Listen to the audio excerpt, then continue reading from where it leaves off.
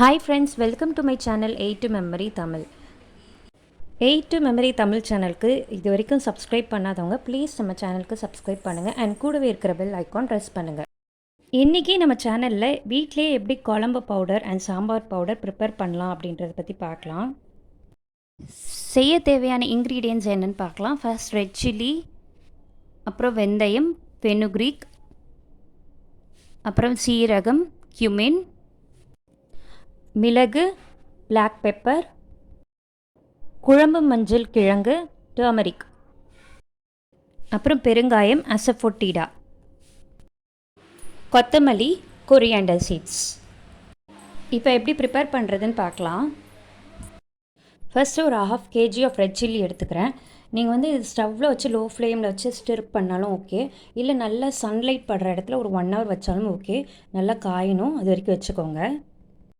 அடுத்து ஒரு வெறும் கடாயில் ஒரு 1/2 kg ஆஃப் கொரியாண்டர் சீட்ஸ் எடுத்துக்கணும். ஒரு 5 minutes லோ ஃப்ளேமில் நல்லா வறுத்து எடுத்து வச்சுக்கோங்க. நெக்ஸ்ட் பிளாக் பெப்பர், மிளகு ஒரு 100 grams எடுத்துகிட்டு அடுப்பில் நல்லா வறுத்து எடுத்து வச்சுக்கோங்க.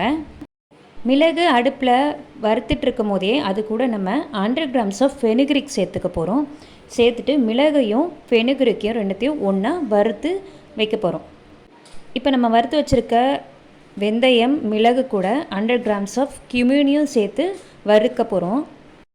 இந்த 3 இன்க்ரீடியன்ஸையும் நல்லா அடுப்பில் வறுத்துக்கிட்டே இருங்க, நல்லா லோ ஃப்ளேமில் பொன்னிறமாக ஆற வரைக்கும். அதுக்கப்புறம் 100 grams ஆஃப் டர்மரிக்கையும் சேர்த்து நல்லா வறுத்துக்கோங்க.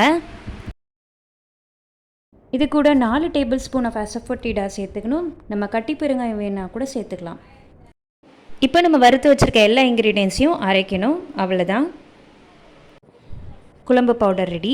இதே பவுடர் தான் நம்ம சாம்பார் பவுடரும் யூஸ் பண்ணுறோம். நல்ல சுவையான மணமான குழம்பு பவுடர் ரெடி. ரொம்ப ஈஸியாக சீக்கிரம் செஞ்சிடலாம், நீங்களும் ட்ரை பண்ணி பாருங்கள். ப்ளீஸ் 8 மெமரி தமிழ் சேனலுக்கு சப்ஸ்கிரைப் பண்ணுங்கள். இந்த வீடியோ பிடிச்சதுன்னா லைக் பண்ணுங்கள், ஷேர் பண்ணுங்கள், கமெண்ட் பண்ணுங்கள். தேங்க்யூ ஃபார் வாட்சிங் மை வீடியோ.